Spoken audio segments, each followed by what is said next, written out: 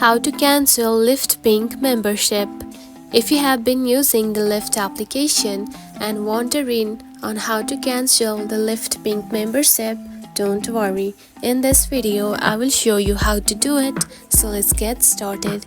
First of all, open the Lyft app on your mobile device, just like this. After that, tap on to the U button at the bottom. Just right here, select it. Then here you can find the Lyft Pink right here on the menu. Tap on it.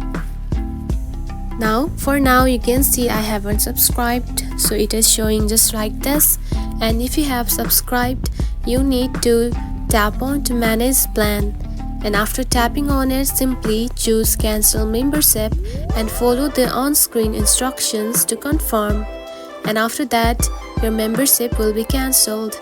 And that's it. This is how you can cancel Lyft Pink membership. If you found this video helpful, don't forget to like and subscribe for more tips. Thanks for watching.